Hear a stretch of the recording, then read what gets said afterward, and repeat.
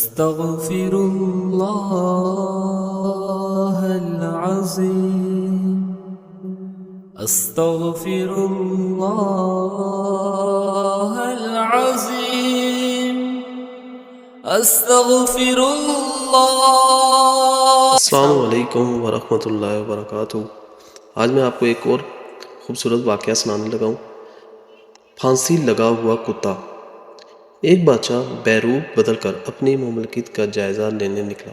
جاتے جاتے کہیں دور ہی نکل گیا اور بہت تھک گیا اور ایک گھر کے نزدیک بیٹھ گیا۔ گھر کے مالک کی نظر پڑی تو اندر لے گیا اور خوب مہمان نوازی کی۔ گھر کا مالک سخت طبیعت کا تھا۔ اس نے بادشاہ کو پہچانے بغیر خوب او بکت کی اور طائف دے کر گھر کا مالک سخی طبیعت کا تھا۔ اس نے بادشاہ کو پہچانے بغیر خوب او بکت کی اور طائف دے کر رخصت کیا۔ نکلتے وقت بادشاہ کی نظر پھانسی پر لٹکے ایک کتے پر پڑی تو گھر کے مالک سے اس کا سبب پوچھا، مگر مالک نے سبب بتانے سے انکار کر دیا۔ حالانکہ بادشاہ نے اس کو کئی بار پوچھا مگر وہ مسلسل انکار کرتا رہا۔ بادشاہ نے دوسرے دن قاصد بھیجا اور اس کو بتایا کہ تمہارا مہمان بادشاہ تھا۔ وہ بہت خوش ہوا۔ قاصد نے بادشاہ کا سوال اس تک پہنچایا اور پھر پھانسی پر لٹکے کتے کا سبب پوچھا، مگر وہ شخص پھر انکاری ہی رہا۔ بادشاہ کو بڑا غصہ آیا تو اس نے اپنے داروغہ کو بھیجا کہ اس شخص کو گرفتار کر کے لے آؤ۔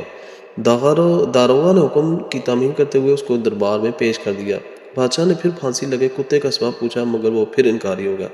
تو بادشاہ نے کچھ سوچ کر اس کو لالچ دی اور سبب پوچھنے کی کوشش کی تو اس شخص نے اس شرط پر کہ کچھ عرصہ بادشاہی اس کو دی جائے تو پھر سبب بتائے گا، مگر بادشاہ نے اس ڈر سے کہ کہیں مستقل قبضہ ہی نہ کر لے انکار کر دیا۔ مگر پھر بھی بادشاہ کو سکون نہیں آیا، حتیٰ کہ پھانسی پر لٹکے کتے نے بادشاہ کی نیند تک حرام کر دی۔ آخرکار بادشاہ نے تنگ آ کر اس شخص کو بلایا اور بادشاہی مشروط طریقے سے اس کے حوالے کر دی۔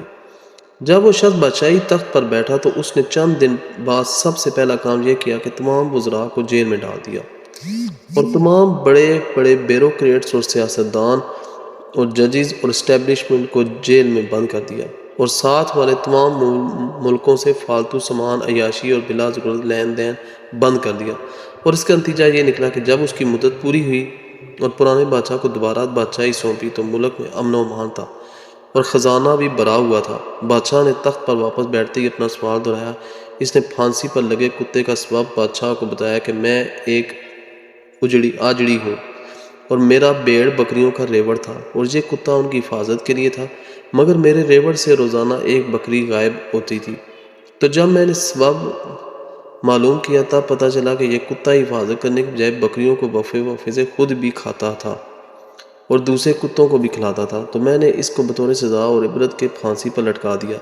میرا نیا کتا روز اس کو لٹکا دیکھتا ہے، نہ خود کوئی خراب حرکت کرتا ہے نہ ہی دوسرے کتوں کو میری بکریوں تک رسائی دیتا ہے۔ اب وہ ایک مکمل واچ ڈاگ ہے۔ اور بادشاہ سلامت، جب میں نے اپنی بادشاہی کے چند دنوں میں مملکت کے امور کا ملاحظہ کیا تو میں نے دیکھا کہ میرے کتے کی طرح ہی آپ کے وزراء اور باقی لوگ خود بھی خزانہ لوٹتے تھے اور دوسروں کو بھی لٹاتے تھے، جن کو میں نے بطور سزا جیل میں بند کر دیا۔ اور جب سے ان کو جیل میں بند کیا ملکی خزانہ بھر گیا اور ملک خوشحال ہو گیا۔ تو یہ بھائیو ایک چھوٹی سٹوری تھی، ہر آدمی سمجھ سکتا ہے۔ اللہ تعالیٰ ہمارا حامی و ناصر ہو، اللہ تعالیٰ ہمارے ملک پہ بھی رحم و کرم فرمائے۔ جو لوگ اللہ اور اس کے رسول کے احکامات کو یہاں پر رائج ہونے میں رکاوٹ ہے، جو لوگ یہود و نصارہ کے ایجنٹ ہیں، جو لوگ یہاں سے دولت لوٹ کے باہر لے کے جا رہے ہیں، جو لوگ اس ملک کو نقصانات پہنچا رہے ہیں جان بوجھ کے، اور جن لوگوں نے چادر چاردیواری کا تقدس پامال کیا، جنہوں نے مسلمانوں کے اندر فتنہ اپنایا، مسلمانوں کو قتل کرنے کی کوشش کی، اللہ تعالیٰ ان سب کو ہدایت دے دے۔ اگر ان کے نصیب میں ہدایت نہیں تو اللہ تعالیٰ ان کو دوسروں کے لیے عبرت کا نشان بنا دے۔ السلام علیکم ورحمۃ اللہ وبرکاتہ۔